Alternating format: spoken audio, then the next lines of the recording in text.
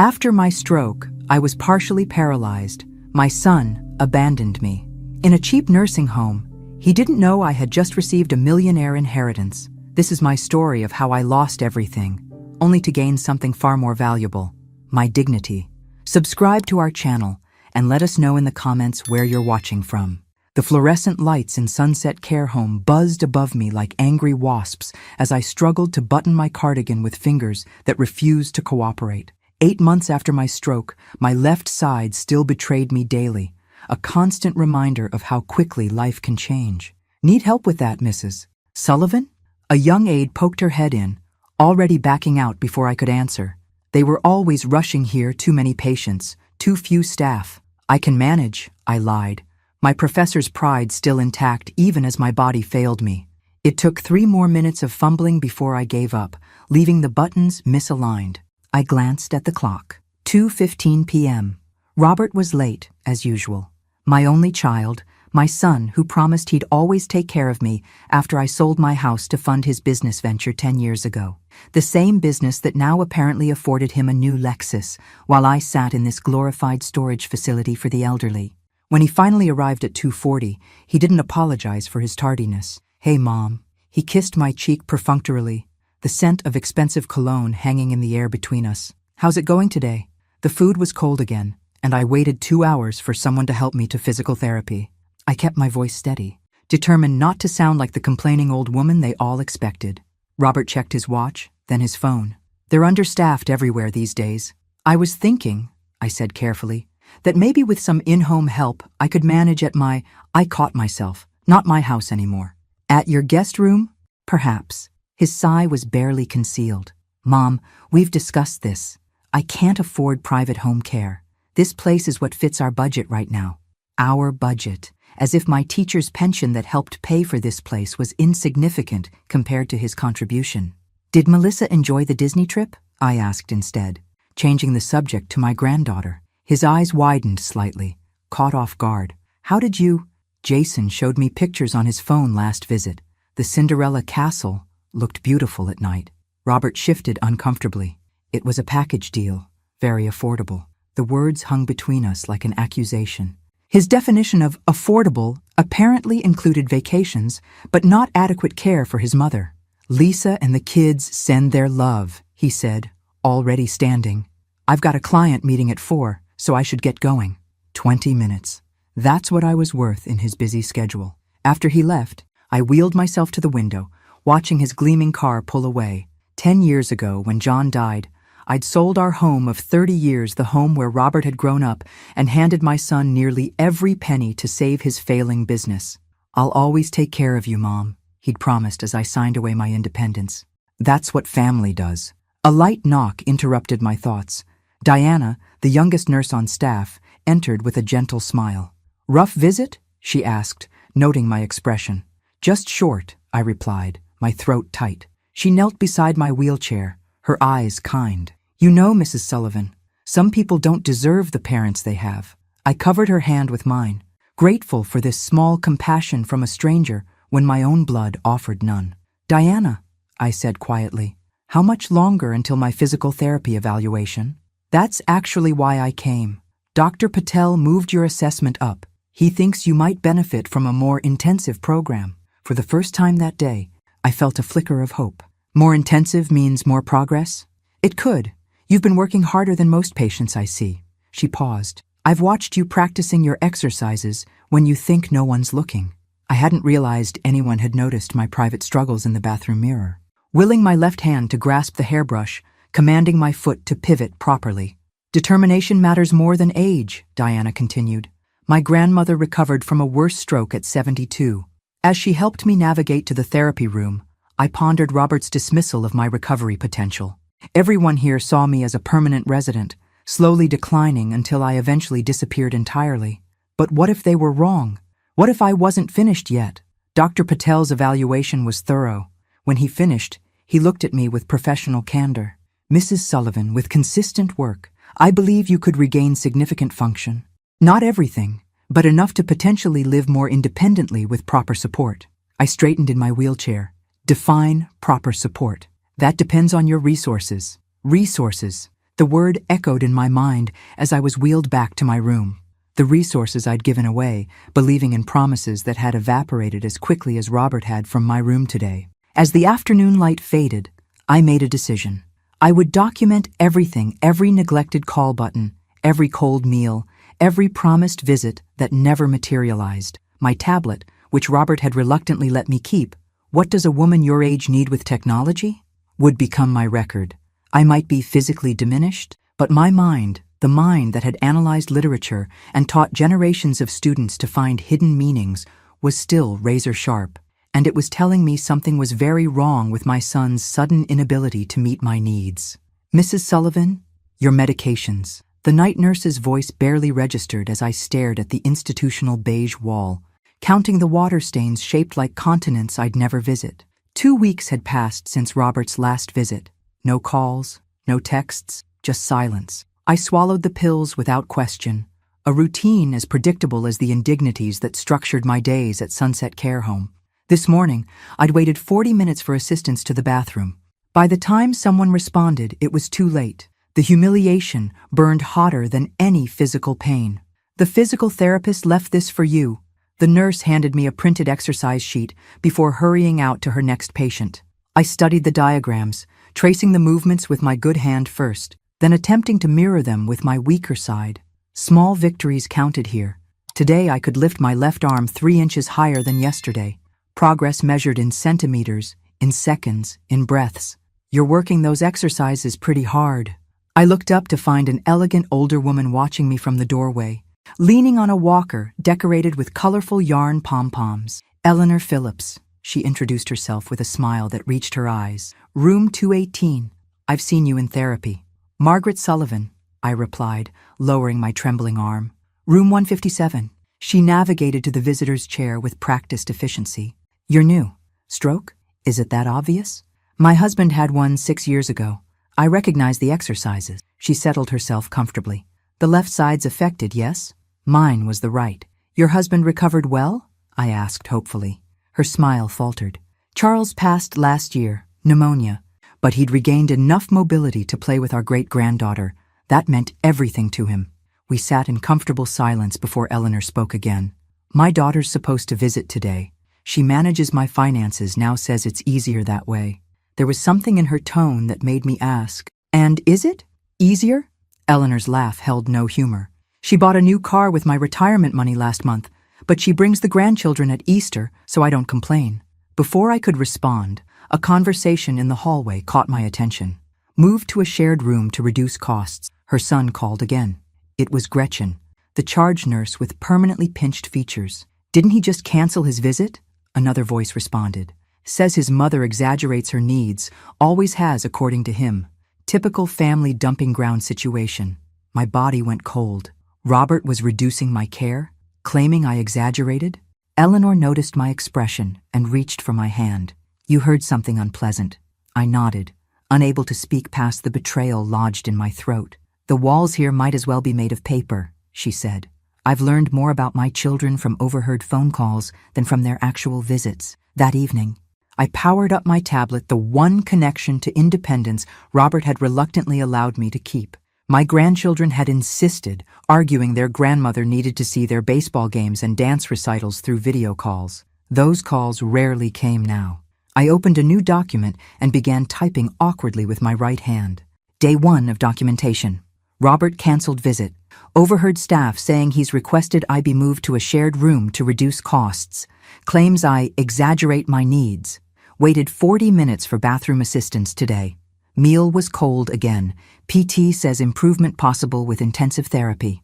I synced the document to my email account, creating a record that existed beyond these walls. A small act of self-preservation that felt surprisingly powerful. As I prepared for bed, Diana stopped by for her evening rounds. "I heard the Johnsons are moving Mr. Peterson to a shared room," I commented casually. Diana's hands paused while checking my blood pressure. "The facility director makes those decisions, not the Johnsons. But family requests carry weight?" She met my eyes. "They shouldn't, not when it impacts care quality. But money talks, Mrs. Sullivan, especially in places like this." I nodded, adding another note to my mental file.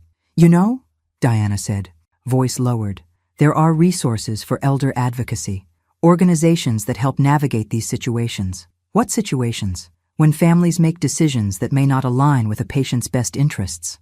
The blood pressure cuff tightened uncomfortably. Or perhaps it was just the truth squeezing my heart. I'd be interested in learning more, I said, my professor's thirst for knowledge merging with something newer and sharper, self-protection. That night, I dreamed of my house, the one I'd sold, to save Robert's business. In the dream, I stood in my old kitchen, fully mobile, making Sunday dinner while John read the newspaper at the table. Glasses perched on his nose. The home we'd built together, sacrificed for a son who now considered me a burden. I woke with tears on my face and a resolution forming in my mind. Something had to change. I just didn't know how to make it happen with my limited resources and increasingly limited body. Limited. Little did I know, change was already moving toward me in the form of a long-delayed letter. Mrs. Sullivan, there's mail for you. Diana's voice pulled me from the fog of afternoon medication. 3 weeks at Sunset Care Home had taught me the rhythm of institutional living. Wake, medicate, eat, therapy, rest, eat, medicate, sleep, rinse and repeat until death provided the only real escape. Mail was an anomaly in this sterile routine. It's been sitting at the front desk for a while, Diana apologized, handing me a crisp envelope. Sometimes things get overlooked. The return address read, Winters and Associates, Attorneys at Law, Boston, Massachusetts. My fingers trembled as I opened it, and not just from post-stroke weakness.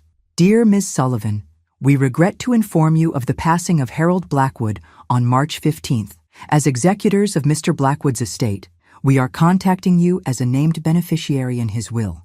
Please contact our office at your earliest convenience to discuss this matter. Sincerely, James Winters, Escumern Harold, my mother's brother, the uncle who had paid for my college education when my parents couldn't afford it, the brilliant engineer whose letters had sustained me through graduate school, the family connection that had dissolved after my marriage to John, a man my uncle had warned, was beneath my potential.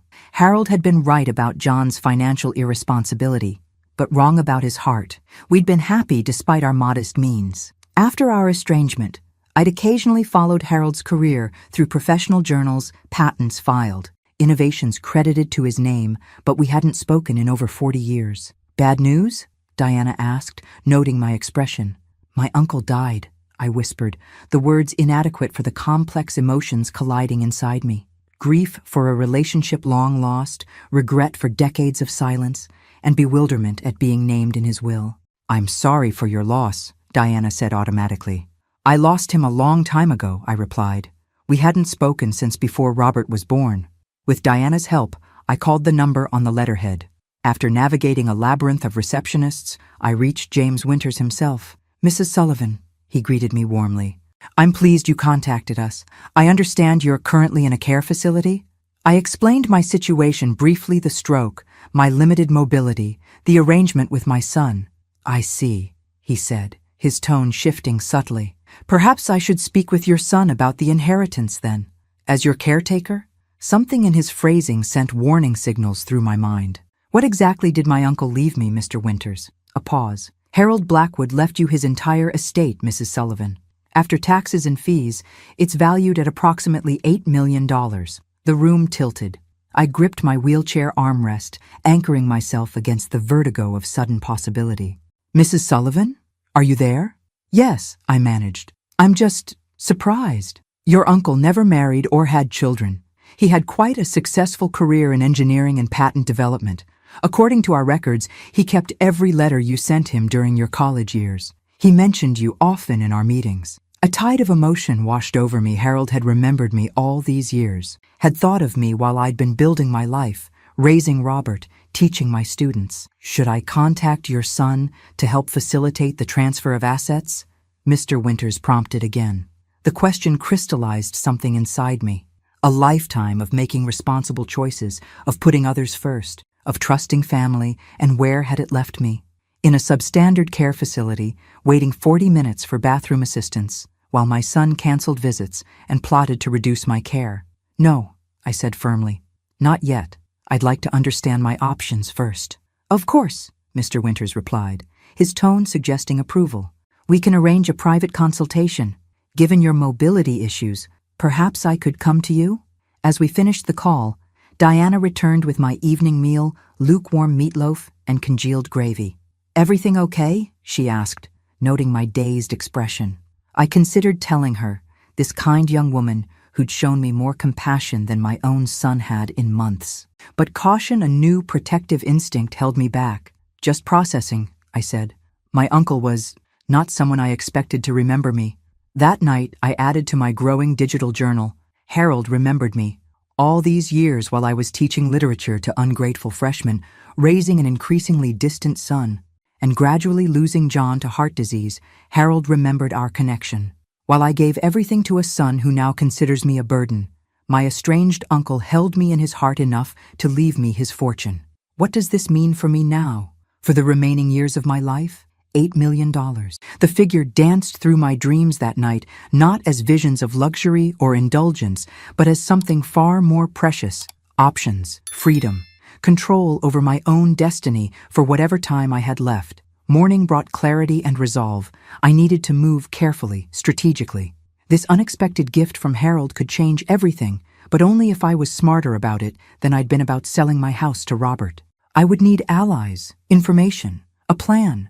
And most importantly, I would need to understand exactly who my son had become in the years I'd spent seeing only what I wanted to see. "Mom, I got your message. What's this about financial news?" Robert burst into my room without knocking, his tie slightly askew, the only visible crack in his usually polished exterior. I'd called him yesterday with a deliberately vague message about important financial matters we need to discuss. After weeks of ignored calls and canceled visits, it had taken only the hint of money to bring him running.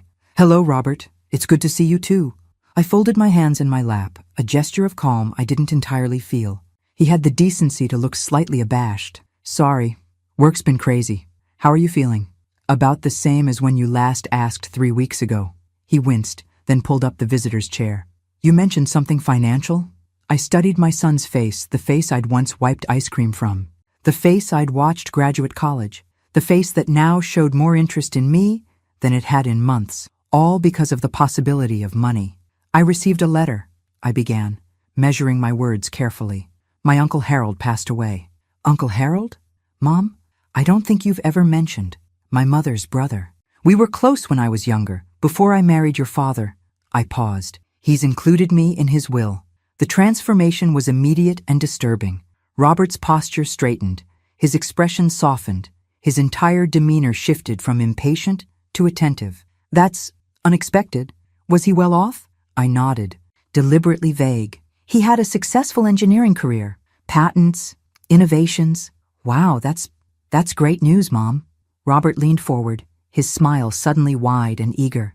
"You know, I've been thinking, this place isn't really giving you the care you deserve. We might be able to find somewhere better." "Better than what your budget allows?" I couldn't keep the edge from my voice. He didn't notice. "Absolutely. Maybe even home care. You could move in with us for a while." The offer I'd begged for months ago now extended freely at the mere suggestion of inheritance money. "That's quite a change of heart," I observed. "Last time we discussed home care, you said it was impossible." "Well, circumstances change," he waved dismissively. "How much are we talking about here, Mom?" The question hung between us, naked in its avarice. "I'm not entirely sure," I lied. "The lawyer says the estate is still being settled. Death taxes, legal fees, that sort of thing." Robert's expression flickered with impatience. "But a ballpark? Thousands? More?" "Mr. Winters, that's Harold's attorney, says it will take time to get the full picture. These things are complicated. I can help with that. I know people who specialize in estate matters." Of course he did. People who would tell him exactly how to access my money most efficiently. "That's thoughtful, but Mr. Winters seems quite competent." I changed the subject. "How are Lisa and the kids? I've missed them." The conversation that followed was painfully revealing. Not once did Robert ask how I'd been feeling, whether I was happy here, if I was making progress in therapy. Instead, he outlined increasingly elaborate plans for my future, all predicated on access to funds he knew nothing about. "We could convert the den into a great first-floor bedroom for you," he enthused. "Get one of those medical beds that adjusts. You'd be comfortable there." "That sounds expensive," I noted mildly. "Well, with Uncle Harold's help, He smiled, as if we shared a private joke about a man he'd never met. When Robert finally left, promising to return tomorrow with Lisa to discuss options, I exhaled a breath I hadn't realized I'd been holding. My son, my only child, had revealed himself more completely in the past hour than in all the months I'd been at Sunset. Diana found me staring out the window an hour later. "That bad?" she asked, checking my evening medications. "Worse," I admitted. "Diana, do you know anything about elder rights, legal protections?" She hesitated. "Some.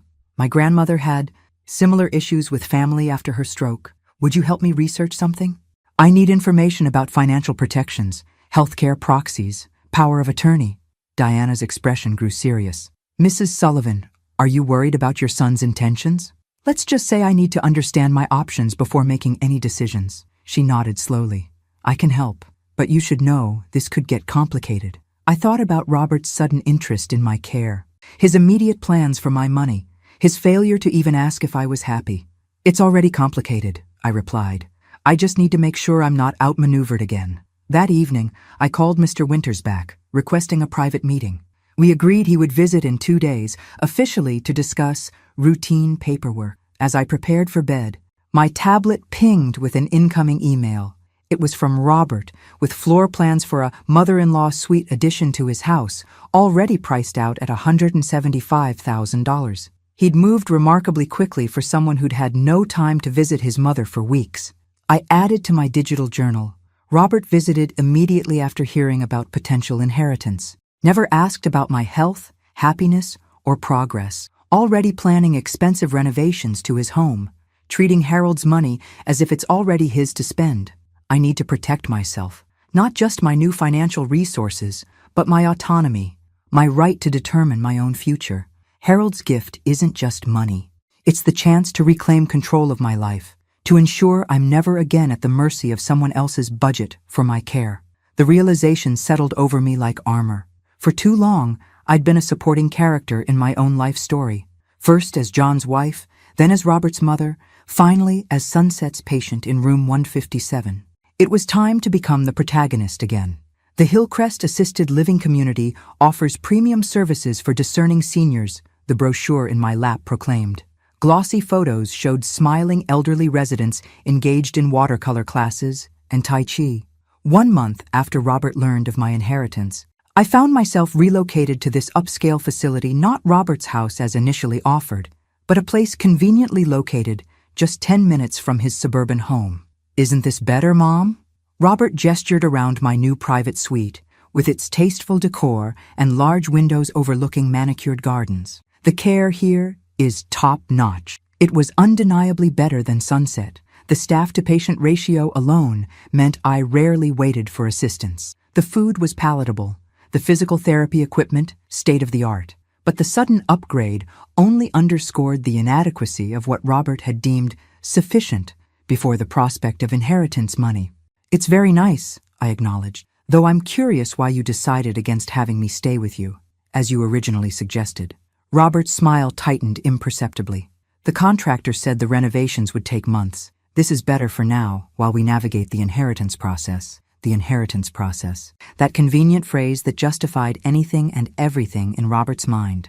"Speaking of which," he continued, pulling papers from his briefcase, "I've been talking with my financial advisor about the best way to manage Uncle Harold's estate once it transfers. We should set up joint accounts to simplify things." I glanced at the document's power of attorney forms, joint banking authorizations, healthcare directives naming Robert as my decision-maker. "These look complicated," I said mildly.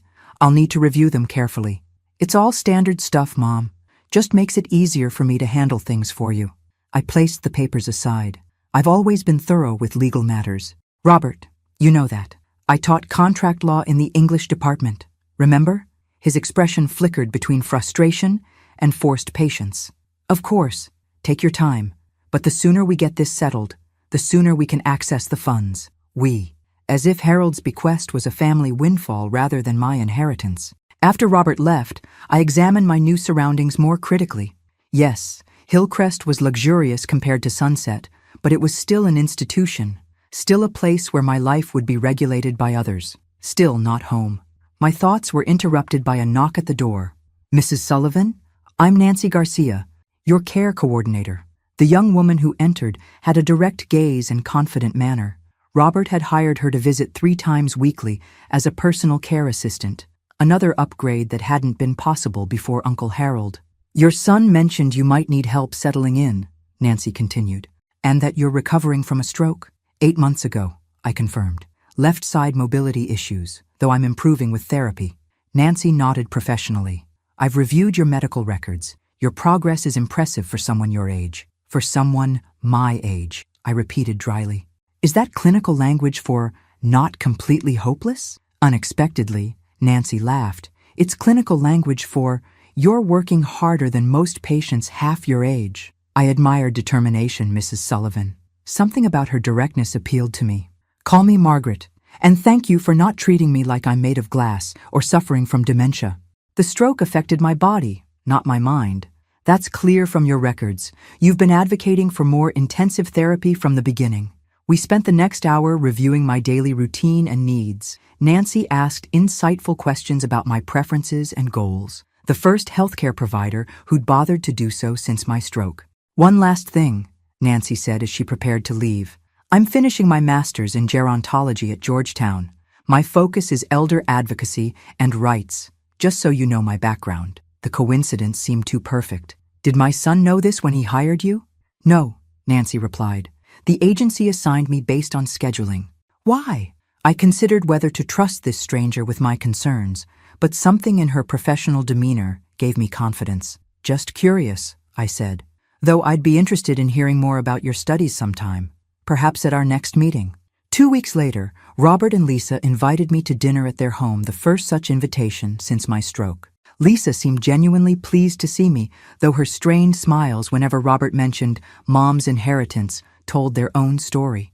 As Robert helped me back to the car afterward, I noticed mail on the console, a bank notice marked Urgent Final Foreclosure Warning, and a credit card statement with Payment Overdue stamped in red. Everything okay with the business, Robert? I asked casually. He shoved the papers under a folder. Just typical cash flow challenges. Nothing serious, but his tight expression and the way his hands gripped the steering wheel suggested otherwise. That night in my new apartment at Hillcrest, I made 2 important calls. One to Mr. Winters to discuss creating a trust for my inheritance, and another to Diana at Sunset, offering to help her find a position at Hillcrest. Both conversations confirmed what I was beginning to suspect. Robert's financial situation was far more precarious than he'd admitted, and his sudden attentiveness had everything to do with accessing Harold's money. As I updated my digital journal, I added a new note. Robert's business may be failing. His lifestyle, the new car, the vacations, the house appears to be built on debt. He sees Harold's bequest as his salvation, not my security. I need to protect myself without alienating him completely. A balance between caution and compassion.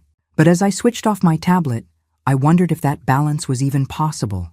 The son I thought I knew, the boy I'd sacrificed for, the man I'd trusted with my future, seemed increasingly like a stranger, and strangers couldn't be trusted with $8 million, or with my remaining years. Mrs.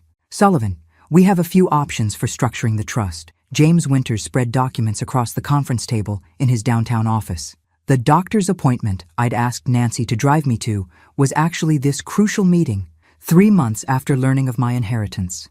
Nancy sat quietly in the corner, her presence both practical, I still needed assistance with mobility, and strategic as a witness to my clear mental capacity. The irrevocable trust gives you the strongest protection, Mr. Winters continued. Once established, these assets can't be touched by creditors or manipulated by anyone trying to influence you. His diplomatic phrasing made me smile faintly. You mean my son? Mr. Winters adjusted his glasses. I've seen family dynamics change when significant assets enter the picture. The arrangement you described, your care facility upgrades, coinciding with your son's knowledge of the inheritance. His sudden interest in joint accounts follows a concerning pattern. How long would establishing this trust take? I asked, running my fingers along the document's edge. 6 to 8 months for complete implementation. We'd need to transfer assets gradually, establish the trust framework, name trustees. And in the meantime, we maintain the appearance of processing the inheritance. Your nephew, son, I corrected automatically. Forgive me. Your son need not know the full value or the protective measures being implemented. I nodded, considering the chess game ahead. Robert's growing impatient. He's brought paperwork for me to sign 3 times now, which you've wisely declined. Mr. Winters leaned forward. Mrs. Sullivan, I must ask, what are your long-term intentions regarding your son? The question caught me off guard. What do you mean? Do you intend to provide financial support to him eventually? Is reconciliation a goal? Or is your priority simply protecting your assets for your care and perhaps other beneficiaries? I stared out the window at the city skyline, considering the complexity of maternal love colliding with self-preservation. I don't want to punish Robert, I said finally, but I can't trust him with control over my life or finances. Not anymore. Mr. Winters nodded. Then I suggest a 2-pronged approach. First, the irrevocable trust for the bulk of the inheritance, with yourself as primary beneficiary and a professional trustee managing disbursements. Second, a smaller immediate distribution, perhaps $50,000, as a gesture of goodwill to your son. A distraction, I translated. A strategic concession, he corrected, with the ghost of a smile. It provides immediate relief for his financial pressures while buying time for the larger protective measures. On the drive back to Hillcrest, Nancy remained thoughtfully silent until we were halfway there. You're very brave, she said finally. Brave? Or just finally being sensible? Both. Nancy navigated through traffic with practiced ease. Many people in your position would simply give in. Family pressure is powerful, especially when you're physically vulnerable. I thought about the mounting pressure from Robert, his increasingly frequent visits always circling back to the inheritance, his not-so-subtle comments about how his business troubles could be solved once this estate business is settled. I've already given in once, I replied. I sold my home to help Robert's business after his father died. He promised to take care of me when I needed it. You've seen how that promise was kept. Nancy nodded. The Sunset Care Home, the cheapest facility he could find, where I waited hours for basic assistance, where he visited less and less frequently, always too busy to stay more than 20 minutes. I gazed out the window. I won't make the same mistake again. This inheritance isn't just money, it's the freedom to determine my own future. Back at Hillcrest, I found Diana now employed as an activities coordinator thanks to my recommendation, waiting with news. Your son called the administration office, she said quietly. He was asking questions about whether you really need the private room and additional physical therapy sessions. Said they seemed excessive given your condition. The familiar pattern emerged again, Robert's concern for my care directly proportional to its cost to him. Thank you for telling me, I said, adding this to my mental file. That evening, Robert called, his voice uncharacteristically cheerful. Great news, Mom. I spoke with Uncle Harold's lawyer today. He says they can release some funds while the estate processes. I'm thinking we could use it to finally get you set up at home with us. You spoke with Mr. Winters? I asked, alarmed that Robert had contacted my attorney directly. Well, I left a message. His assistant said he'd call back. Robert paused. Mom, these delays are getting ridiculous. It's been months. We need to be more proactive about moving things along. We, always we. Actually, Robert, I said carefully, Mr. Winters mentioned the possibility of an advanced distribution. Nothing major, but perhaps enough to address some immediate concerns. His tone shifted instantly. Really? That's excellent. How much are we talking about? $50,000. A pause. That's helpful, though given the total estate value. It's a start, I replied firmly. The rest will take time, Robert. Legal processes can't be rushed. After ending the call, I updated my digital journal, then sent a secure email to Mr. Winters authorizing the advance distribution to Robert. The money would likely disappear into his financial black hole, but it would buy me precious time to secure the remaining $7,950,000. Time to ensure my remaining years would be lived on my terms, not as a convenient solution to my son's financial problems. As I prepared for bed, assisted by an evening aide, I caught sight of my reflection in the bathroom mirror. The woman looking back at me was changed not just by the stroke that had weakened my left side, but by something in her eyes, a hardness that hadn't been there before, a clarity born of difficult truths. I hardly recognized her, yet somehow I felt I was finally seeing myself clearly for the first time in years. Excellent progress, Mrs. Sullivan. Dr. Chen, my new physical therapist at Hillcrest, noted approvingly as I completed the walking exercise with only my cane for support. "You've graduated from the walker entirely?" "For short distances," I confirmed, catching my breath. 6 months since the stroke, and each victory still came wrapped in the humbling package of limitations. I still need the wheelchair for anything longer than across my apartment. Nevertheless, most patients with similar strokes don't achieve this level of recovery, especially at my age, I finished wryly. I'm beginning to think that phrase should be banned from medical vocabulary. Chen smiled. I was going to say, especially with interrupted therapy cycles. Your records show inconsistent sessions at your previous facility. Sunset had staffing issues, I said diplomatically, not mentioning that Robert had opted for the bare minimum Medicare-covered therapy sessions, deeming anything additional unnecessary expenses. Nancy, watching from the corner, caught my eye. She knew the full story, having become my most trusted ally over the past 3 months at Hillcrest. Our professional relationship had evolved into something deeper, confidant, advocate, and increasingly, friend. Later, as Nancy helped me back to my apartment, she mentioned casually, "I have something to discuss when we're private." Once inside with the door closed, her expression turned serious.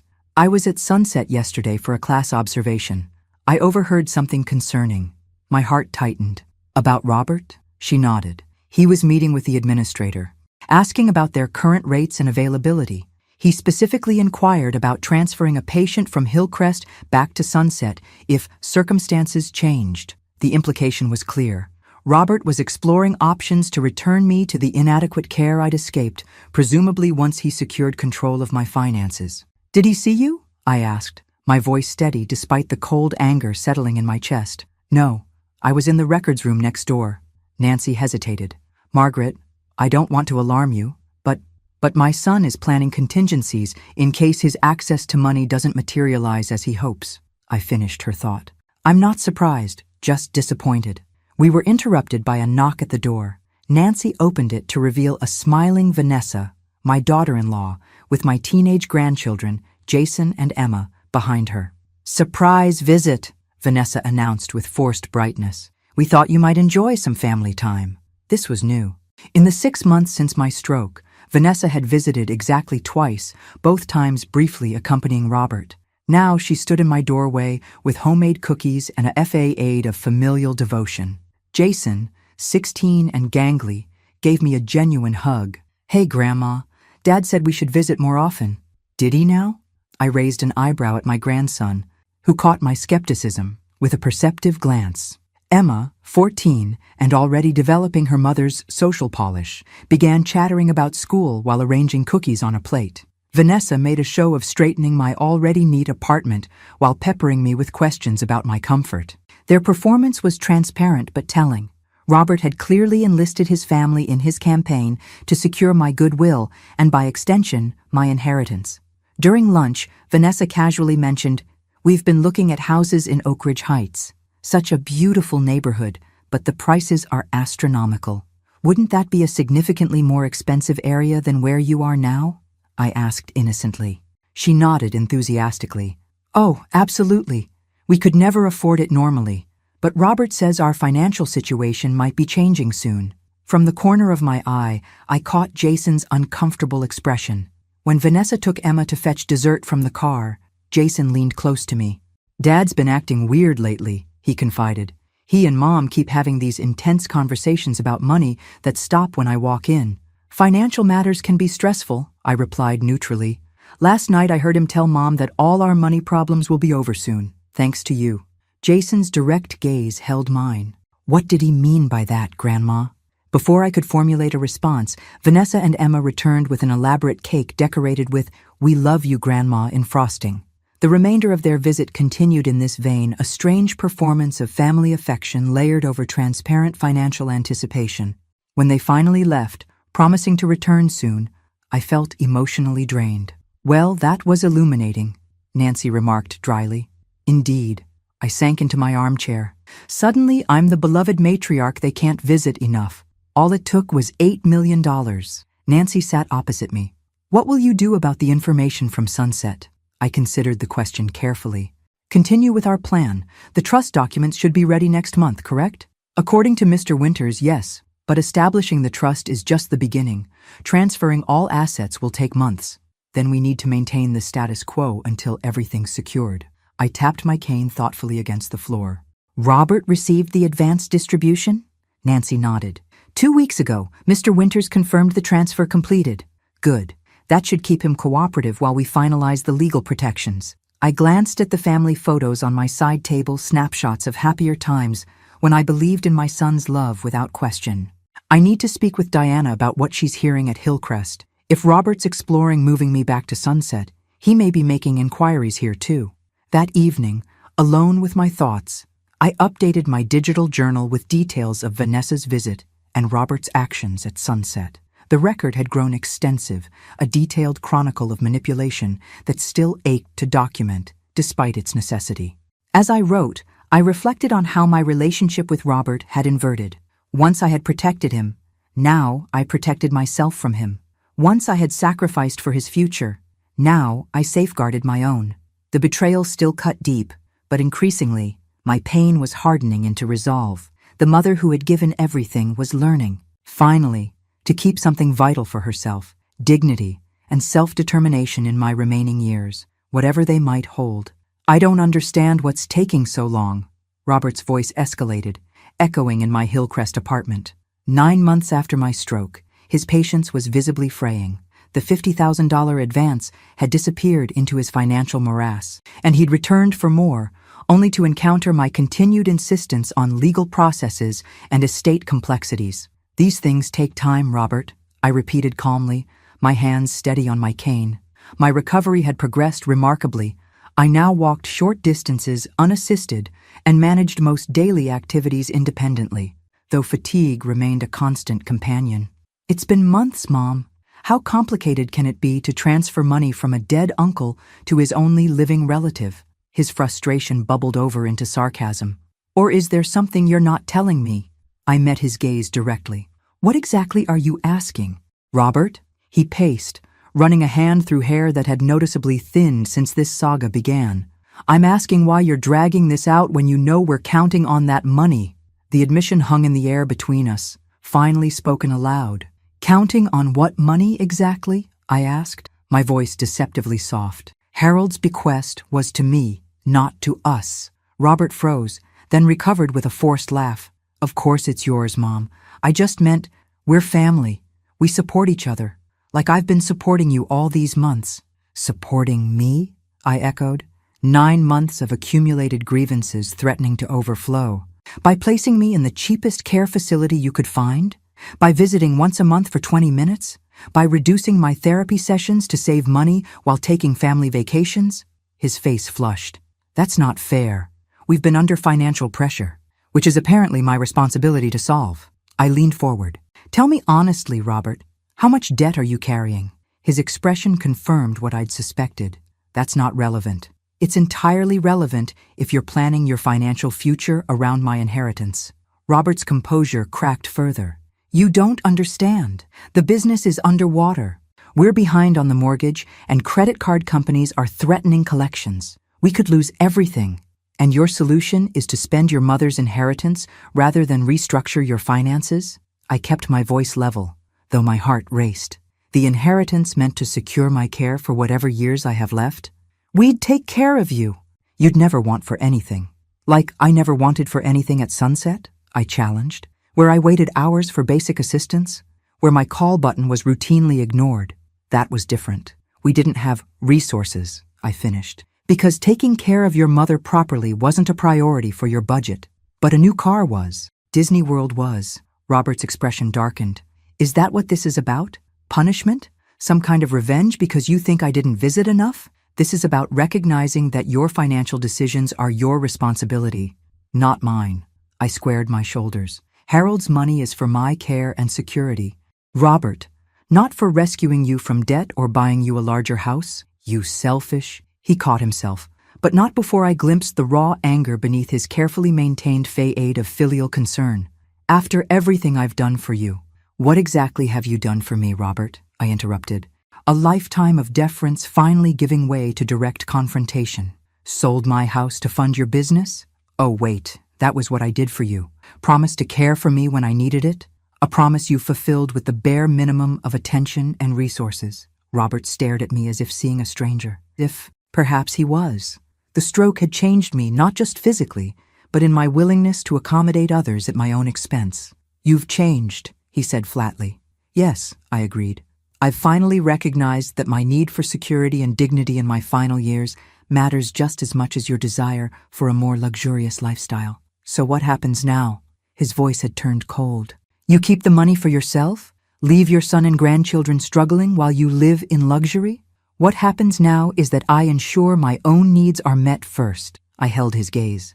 Once the inheritance is properly structured for my security, we can discuss what, if anything, might be available to help you resolve your financial situation. If anything? He repeated incredulously. We're talking about $8 million. I remained silent, letting the full implications of my position sink in.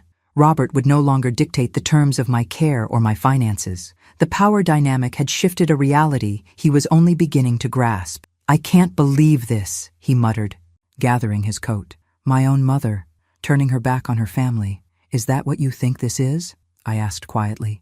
Or is it a mother finally refusing to be treated as nothing more than a financial resource? He left without answering, the door closing with controlled force behind him. I sat motionless for several minutes, processing the confrontation. 9 months ago, I would have capitulated instantly to Robert's needs, believing that maternal sacrifice was both virtue and obligation. Now I recognized it as the dangerous pattern that had left me vulnerable and discarded at sunset. My tablet pinged with a message from Nancy. Meeting with Mr. Winters confirmed for tomorrow. Trust documents ready for signature. I responded with a simple, proceeding as planned. Later that evening, my phone rang, Jason's number flashing on the screen. Grandma? His adolescent voice sounded troubled. Dad came home really upset today. He was yelling at Mom about you being unreasonable and ungrateful. I imagine he's feeling frustrated, I said carefully. He said something weird. Jason paused. He said maybe they should talk to a lawyer about your mental capacity. What does that mean? A chill ran through me. It means your father is considering legal options to challenge my ability to make my own decisions. That's messed up, Jason said with teenage bluntness. You're smarter than all of us put together. Despite everything, I smiled. Thank you, Jason. But please be careful not to get caught in the middle of this situation. Too late, he replied with surprising maturity. Dad doesn't know I'm calling you. I wanted to make sure you're okay. His concern genuine in a way his parents' performative attention had never been touched me deeply. I'm okay, Jason. Better than okay. I'm finally standing up for myself. After we hung up, I added Jason's warning to my digital journal, then emailed Mr. Winters about Robert's potential legal challenge. The pieces were moving faster now, the confrontation escalating beyond words to potential actions. I was no longer the compliant, grateful mother, accepting whatever scraps of attention and care Robert deigned to provide. I had become something more dangerous to his plans, a woman with resources, clarity, and resolve. The transformation had begun with Harold's unexpected bequest, but it had been completed by Robert's own actions, his transparent greed, his willing abandonment when my care proved inconvenient, his assumption that my inheritance was his to claim. The mother he remembered wouldn't fight back, but stroke or no stroke, that woman no longer existed. Jason found these on Robert's computer. Nancy spread the printed documents across my kitchen table. He used his father's laptop for homework and accidentally discovered them in an open folder. 11 months after my stroke, the situation with Robert had evolved from tense standoff to active opposition. Jason, increasingly uncomfortable with his father's behavior, had become an unexpected ally, keeping me informed of Robert's private discussions and plans. I examined the papers carefully, emails between Robert and a law firm specializing in guardianship cases, inquiries about having a parent declared mentally incompetent, and notes outlining a strategy to challenge my capacity to manage financial matters. He's really going through with it, I murmured, more saddened than shocked. The final bridge between us was burning, and Robert had lit the match. There's more, Nancy said grimly. Diana overheard him speaking with Dr. Brennan, asking whether your stroke might have affected your judgment or reasoning abilities. Dr. Brennan was the Hillcrest medical director, a competent physician who had always treated me with professional respect. What did Brennan say?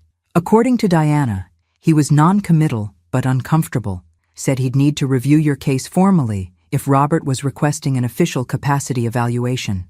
I nodded thoughtfully. Robert's getting desperate. The trust is established, the assets are transferring gradually, and his financial situation isn't improving. Nancy glanced at the documents again. These reference having you evaluated by a neuropsychologist of his choosing, someone named Dr. Feldman. Convenient, I remarked dryly. I assume this Dr. Feldman specializes in finding elderly patients incompetent?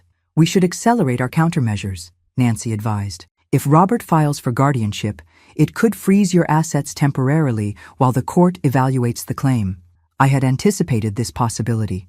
With Mr. Winter's guidance, we'd prepared extensively over the past months, building a comprehensive record of my mental acuity and decision-making capacity. But Robert's aggressive timeline required adjustments to our strategy. Call Mr. Winters, I instructed. Tell him we need to move forward with the independent neuropsychological evaluation immediately, not next month as planned. Nancy nodded, already dialing. What about Hillcrest? If Robert's speaking with Dr. Brennan, we need to ensure the administration understands the situation. I considered the relationships I'd carefully cultivated during my time here. Schedule a meeting with Director Patel. I want to explain what's happening before Robert can control the narrative. The following week became a carefully choreographed defense operation. Dr. Williamson, a respected neuropsychologist with expertise in post-stroke cognition, conducted an exhaustive evaluation of my mental capacity, documenting his findings in a detailed report that confirmed what we already knew. My cognitive abilities remained fully intact despite the physical limitations from the stroke. Director Patel, when briefed on the situation, was professionally neutral but practically supportive.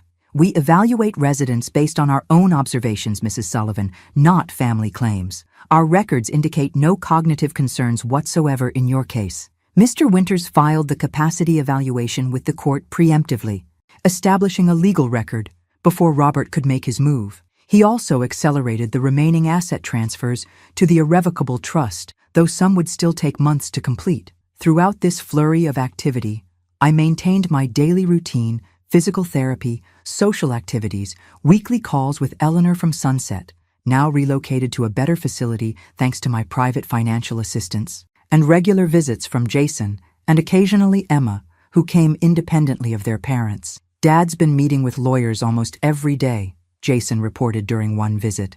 Mom's getting worried about the money he's spending on legal fees. How are things at home? I asked, concerned about the impact on my grandchildren. Jason shrugged with teenage-affected nonchalance that didn't quite mask his discomfort. Tense. They argue a lot about money. Dad keeps saying everything will be different once they resolve the situation with Grandma. The casual way my son had reduced me to a situation to be resolved still had the power to wound, despite everything.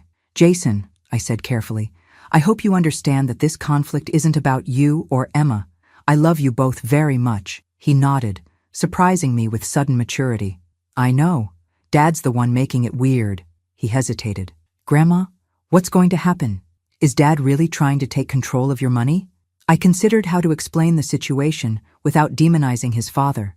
Your dad is facing financial difficulties. He sees my inheritance as a solution to those problems. I see it differently as security for my care and future. So he wants to take your money to fix his problems? Jason frowned. That doesn't seem right. People under financial pressure sometimes make choices they wouldn't otherwise make, I said diplomatically, though my private thoughts were far less charitable. 2 days later, the other shoe dropped. A court courier delivered formal papers Robert had filed for guardianship, claiming I was mentally incapacitated and vulnerable to undue influence from my caretakers and legal representatives. The documents painted a distorted portrait. Margaret Sullivan, once vibrant and independent, now confused and manipulated after a devastating stroke, a mother being taken advantage of by opportunistic staff and lawyers, a woman who needed protection specifically, her son's protection from her own impaired judgment. Mr. Winters arrived within hours of my call, his normally composed demeanor showing traces of genuine indignation. This petition is offensive, he declared, reviewing the filing. The claims about your mental state directly contradict Dr. Williamson's evaluation and Hillcrest's records. Robert's desperate, I said simply. The $50,000 is gone. His financial situation is worsening, and I've made it clear I won't be his personal bailout. We'll fight this, Mr. Winters assured me. We've prepared thoroughly, but you should know these proceedings can become invasive and emotionally draining. I nodded, a strange calm settling over me. I've had 11 months to prepare for this moment, James, since the day I discovered Robert had placed me in Sunset while telling me it was the best he could afford. That evening, alone in my apartment, I updated my digital journal with the latest developments. What had begun as a private record of neglect had evolved into a comprehensive chronology that would now serve as evidence in court. I paused, fingers hovering over the tablet's screen, as the full circle of events struck me. My stroke had revealed Robert's true character. Harold's bequest had given me the means to protect myself, and now Robert's own actions would expose his motivations to legal scrutiny. There was a certain justice in that symmetry, though it brought no joy, only a weary determination to see this through to its conclusion, whatever that might be. The court calls Margaret Sullivan. 14 months after my stroke, I rose steadily from my seat, my cane a prop rather than a necessity now. The courtroom felt oppressively formal, all polished wood and hushed voices, the setting for the final act in a drama I never wanted to participate in. Robert sat at the plaintiff's table, impeccably dressed but noticeably thinner, the strain of recent months evident in his posture. His attorney, an aggressively confident woman named Charlotte Benson, had spent the morning painting me as a confused, manipulated elderly woman whose stroke had compromised her judgment. Now it was my turn to speak. I made my way to the witness stand without assistance, a deliberate choice to demonstrate my improved physical condition. As I settled into the chair, I caught Jason's eye in the gallery. He sat beside Vanessa, who looked uncomfortable with the entire proceeding. Emma had been deemed too young to attend. Mrs. Sullivan, Judge Harris began, "Do you understand why we're here today?" "Perfectly, Your Honor," I replied clearly. "My son believes I am mentally incapacitated and unable to manage my affairs, particularly regarding an inheritance I received. I am here to demonstrate otherwise." For the next hour, I answered questions from both attorneys with composed precision. My background as a literature professor served me well. I was accustomed to articulating complex ideas and responding to challenges. Mr. Winters led me through a methodical recounting of the past 14 months, my care at Sunset, the discovery of Harold's bequest, Robert's sudden change in attentiveness, and my decisions regarding the inheritance. "Why did you establish the trust without consulting your son?" Mr. Winters asked. "Because Robert made it clear he viewed the inheritance as a solution to his financial problems, not as security for my ongoing care," I explained. "When I suggested the money was primarily for my needs, he became angry and complained that I was being selfish. When Ms. Benson's turn came, her approach was immediately combative. Mrs. Sullivan, isn't it true that you've developed an unusual dependence on your hired caregiver, Nancy Garcia?" "I've developed a professional relationship with Nancy, who has provided excellent care," I corrected. "But I make my own decisions. And yet Ms. Garcia accompanies you to legal meetings, medical appointments, even this courtroom today." Her implication was clear. Nancy was manipulating me for financial gain. "Ms. Garcia assists with my physical needs," I replied evenly. "My mind works perfectly well without assistance." The questioning continued in this vein, with Ms. Benson attempting to paint everyday memory lapses as cognitive decline and my independence as stubbornness. When she suggested that my paranoia about Robert's intentions was a symptom of post-stroke dementia, I finally allowed my frustration to show. "Ms. Benson, I have maintained a detailed record of my son's behavior since my stroke." I held up my tablet. "Would you like me to read his exact words when he discovered I had received an inheritance? Or perhaps the comments he made about moving me back to Sunset Care Home once he had control of my finances?" The judge intervened before she could respond. "Mrs. Sullivan, are you suggesting your son's petition is financially motivated?" I met Robert's gaze directly for the first time that day. "I believe my son is in significant financial distress and sees my inheritance as his solution rather than my security. His concern for my mental capacity coincidentally emerged only after I refused to use the funds to resolve his debts." Ms. Benson attempted to redirect, Mrs. Sullivan, you've experienced a life-altering medical event. Isn't it possible that your perception of your son's intentions has been affected by the emotional trauma of your stroke? It's my body that was damaged, counselor, not my capacity to recognize exploitation. My voice remained steady. I taught critical thinking to college students for 40 years. Those skills didn't disappear with my mobility. The climactic moment came when Ms. Benson tried to demonstrate Robert's long-standing concern for my welfare. Mr. Sullivan, she asked Robert on redirect, approximately how much have you spent on your mother's care since her stroke? Robert cleared his throat. Around $8,000 monthly at Sunset, plus additional medical expenses. It was a significant financial strain, but her care was my priority. Mr. Winters rose immediately. Your Honor, I'd like to introduce Exhibit 27, the actual billing records from Sunset Care Home. The documents were displayed on the courtroom screen. $3,200 monthly for the basic care package, with Medicare covering the majority of therapy costs, less than half what Robert had claimed.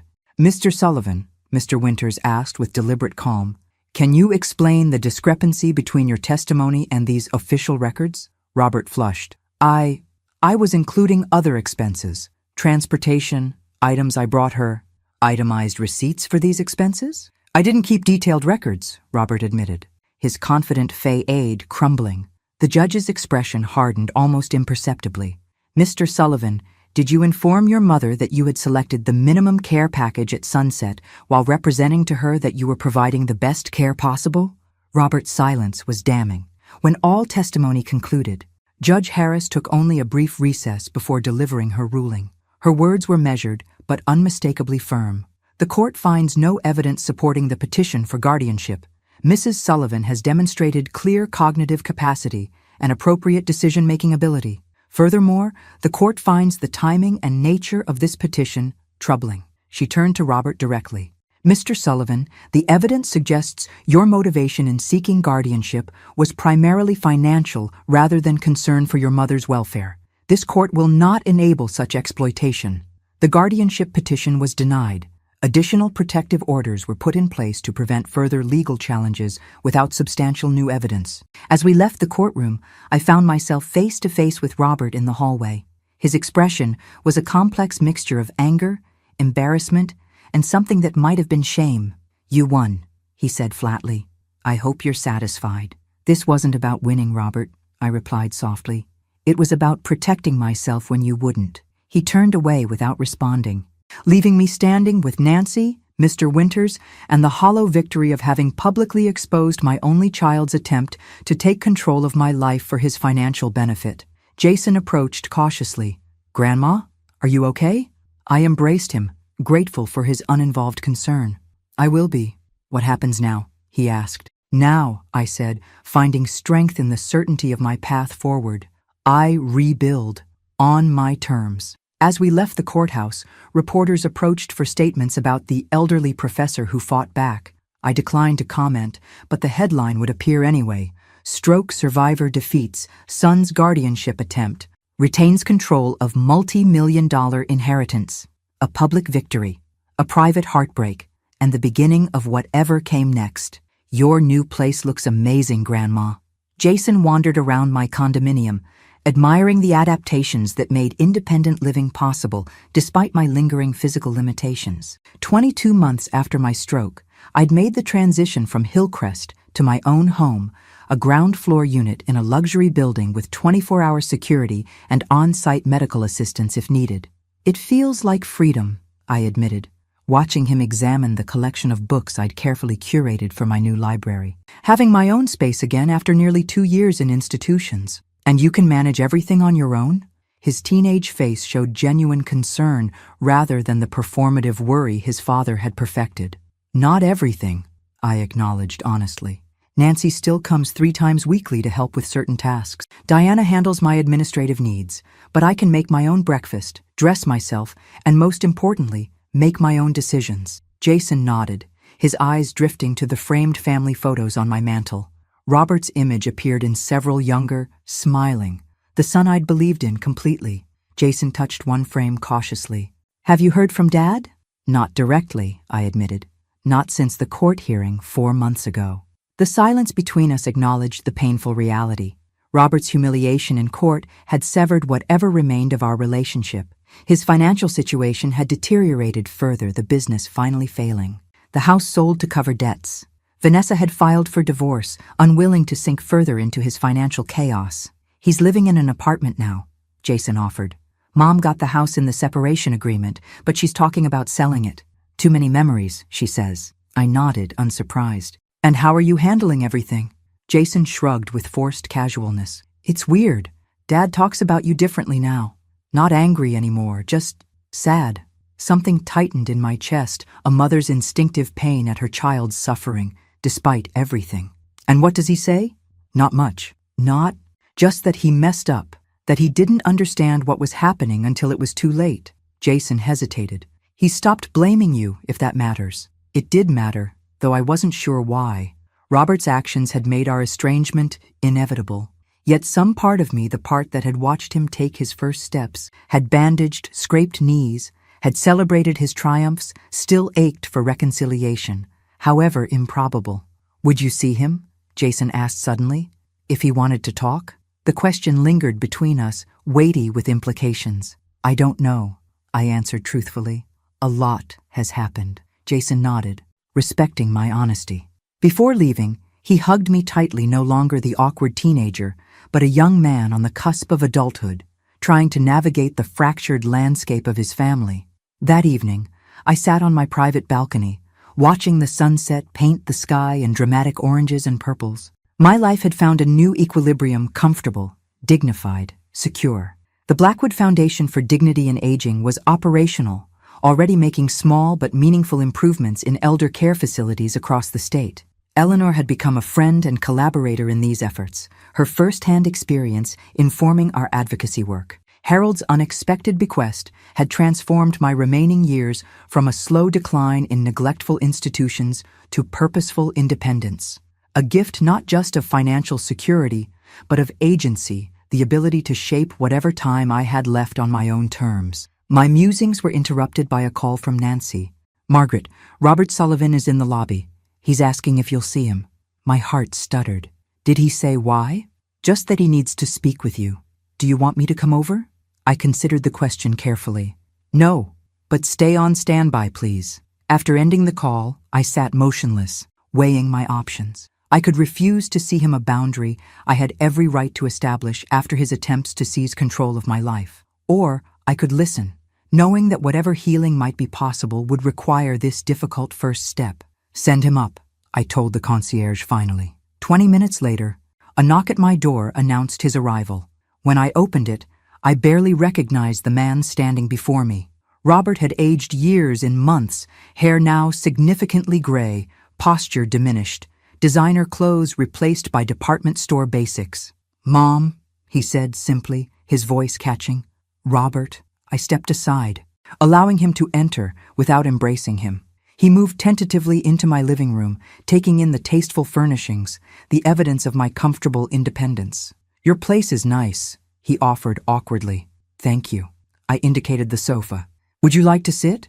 We settled into an uncomfortable silence, 22 months of conflict and betrayal hanging between us. I waited, unwilling to make this easier for him.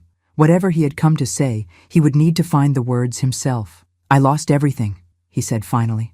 The business, the house, my marriage, everything except the kids, though I only see them on weekends now. I nodded without commenting. These were consequences of his own actions, not misfortunes to be pitied. For a long time, I blamed you, he continued, staring at his hands. Told myself if you'd just helped when I needed it, none of this would have happened. That you chose money over your own son. I remained silent, letting him work through his practiced speech. But that wasn't true. He looked up, meeting my eyes directly for the first time. I chose money over my own mother. I put you in that terrible place because it was cheap. I visited less and less because it was easier than seeing what I'd done. And when Uncle Harold's money appeared, I saw it as my salvation without ever considering what you needed. His voice cracked. I failed you completely, Mom. Before the stroke, after it, every step of the way. The raw honesty was unexpected. I had prepared for excuses, for subtle manipulations, for implied requests for financial help. not for this unvarnished acknowledgement. "Why are you here, Robert?" I asked quietly. "Not for money," he said quickly. "I know that's gone the trust, the foundation. I've accepted that. Then what?" He exhaled slowly. "Forgiveness, I guess, though I'm not sure I deserve it." The simplicity of his answer caught me off guard. Not reconciliation, not restoration, just forgiveness, the acknowledgement that what he had done was wrong. "Forgiveness isn't something granted on demand," I said carefully. "It's earned through actions, not words." "I know," he nodded. "I'm not asking for it today. I'm asking if there's a path to it at all, any way back from what I've done." The question hung between us, the adult son asking his mother if their relationship could ever heal, the mother wondering if forgiveness was wise or merely another form of self-abandonment. "I don't know," I answered honestly. "Trust, once broken, is difficult to rebuild, but not impossible." A fragile hope colored his question. I considered my response carefully. The foundation is doing important work, advocating for better elder care standards. They always need volunteers. He blinked, processing my indirect answer. "You want me to volunteer with your foundation? If you're sincere about making amends, about understanding what happened, that would be a place to start." I met his gaze steadily. "Actions, Robert, not promises." He nodded slowly. "I can do that." "It's not a guarantee of reconciliation," I cautioned. "Just a possibility." "A possibility is more than I had this morning," he said quietly. As he prepared to leave, he paused at the door. "Mom, I know it doesn't change anything, but I am sorry, truly sorry." "I believe you are," I replied. "Whether that's enough remains to be seen." After he left, I returned to my balcony, watching as the last traces of sunset faded into twilight. The encounter had left me emotionally exhausted, but strangely peaceful. Robert's apology wouldn't erase the past 2 years, but it had acknowledged a truth I needed to hear. The fault had been his, not mine. Whatever came next, whether tentative reconciliation or permanent separation, would be my choice. Not obligation, not manipulation, not guilt. My choice, freely made from a position of security and strength. Harold's financial gift had made this possible, but the true inheritance had been something far more valuable. The recognition of my own worth, independent of what I gave to others. The understanding that my needs mattered just as much as those of the people I loved. As darkness settled over the city, I opened my tablet and made a final entry in the digital journal that had chronicled my journey from abandonment to autonomy. Robert came today, not for money, but for forgiveness. I don't know if reconciliation is possible, but for the first time, the choice is truly mine. Not because I hold the financial power now, but because I finally understand that my dignity is non-negotiable. That is Harold's true gift to me, and perhaps, eventually, mine to Robert. And this concludes the inaugural grant cycle of the Blackwood Foundation for Dignity in Aging. I tapped the gavel lightly, smiling at the board members assembled around the conference table. Congratulations to everyone. 8 facilities will receive funding for staff training improvements, and 3 advocacy organizations will expand their outreach programs. Eleanor, serving as our resident advocate, beamed with satisfaction. At 77, she had found an unexpected second career as the Foundation's most persuasive spokesperson, her personal experience lending authenticity to our mission. "Margaret, would you like to say a few words before we adjourn?" James Winters asked. He had transitioned from my attorney to the Foundation's legal counsel, bringing his expertise in elder protection to our work. I glanced around the table at the faces who had become my community over the past 2 years. Nancy, now the Foundation's program director after completing her gerontology degree, Diana, our outreach coordinator, Jason, interning during his first year at Georgetown, where he studied pre-law with a focus on elder advocacy, and in the corner, quietly taking notes, Robert. 24 months after my stroke, life had found a new pattern, not the one I'd expected when I was first wheeled into Sunset Care Home, certainly not the one I'd planned when I sold my house to help Robert's business, but one built on my own terms. "Just a brief reflection," I said, rising with the aid of my cane, though I used it more from caution than necessity now. My recovery had plateaued at about 80% of my pre-stroke function, enough for independent living with occasional assistance, enough for purpose and dignity. 2 years ago, I found myself in a situation many elderly Americans experience: physically vulnerable, financially dependent, and increasingly invisible to the people who should have protected me.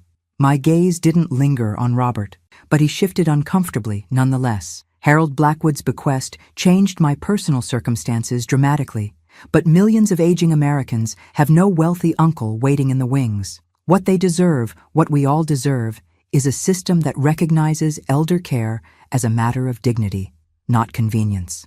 Murmurs of agreement circled the table.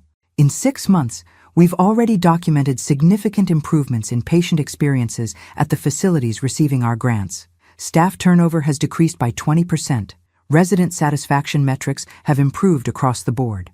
I smiled at Eleanor, and our resident advocates have ensured that the changes reflect actual needs, not just administrative assumptions. After the meeting adjourned, I gathered my papers slowly, watching as board members filtered out. Robert remained behind, his position as a volunteer coordinator still awkward but increasingly valuable to our work. "The Sunset Care Home Inspection Report," he said, placing a folder before me. "Their new administration has implemented all our recommended changes. The difference from 18 months ago is remarkable." I nodded, remembering the institutional indifference that had characterized my time there. "And the staff training program?" "Fully subscribed. Diana's curriculum on dignity-centered care has been particularly effective." He hesitated. "We've had requests to expand to 3 additional facilities. Draft a proposal for the next board meeting," I suggested.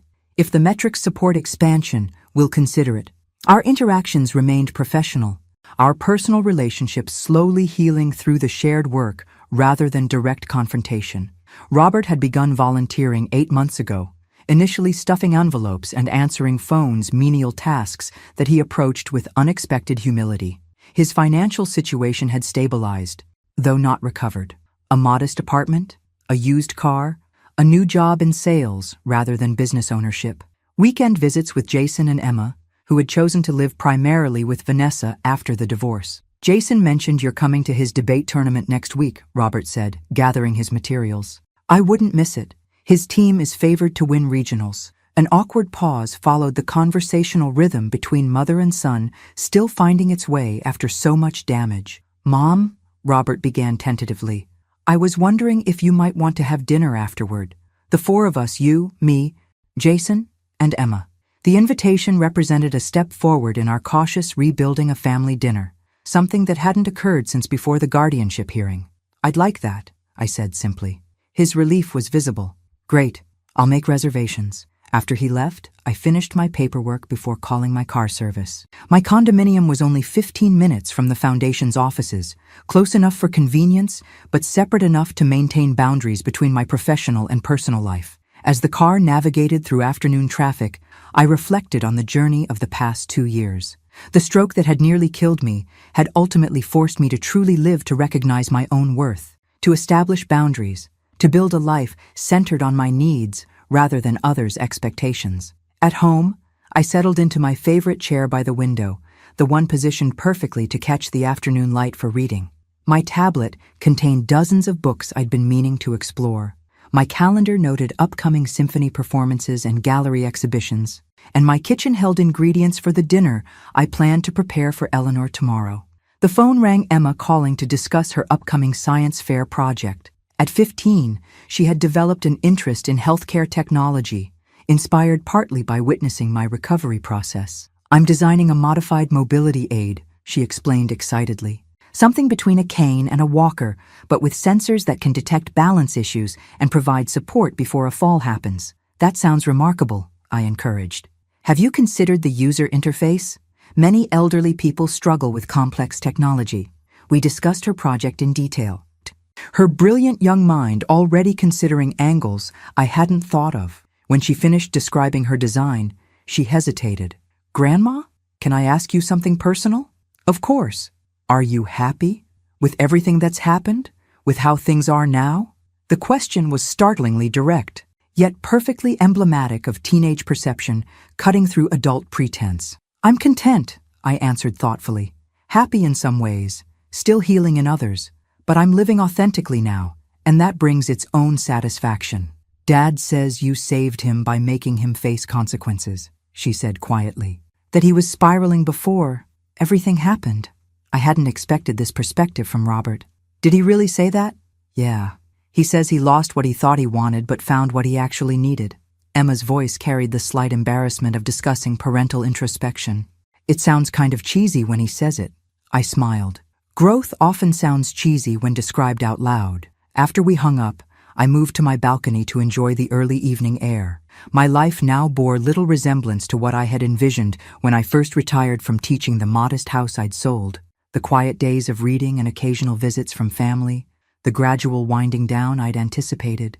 Instead, at 70, I had found unexpected purpose, not just in the foundation's work, but in my own reclamation of dignity and agency. The stroke that had been meant to diminish me had ultimately expanded my understanding of what I deserved from life and relationships. Harold's money had provided the means, but the transformation had required my own resolve, the decision to value myself as highly as I had always valued others. As twilight settled over the city, I opened my tablet one last time to add a final entry to the digital journal that had chronicled my journey, 24 months since the stroke that changed everything. I started this journal to document betrayal and abandonment. I end it as a record of reclamation and renewal. The true inheritance wasn't Harold's money. It was the recognition that my life belongs to me, not to my child, not to societal expectations of maternal sacrifice, not to institutions that see age as diminishment.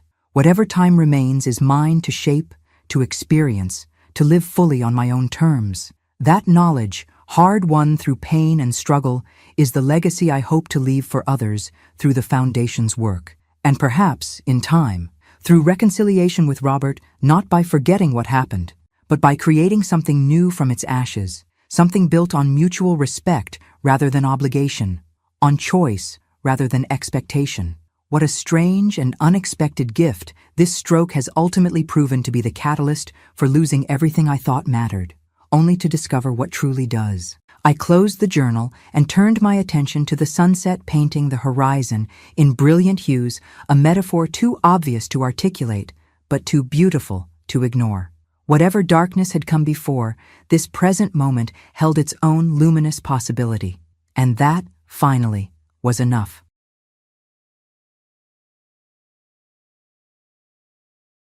Thanks for listening. Don't forget to subscribe and feel free to share your story in the comments. Your voice matters.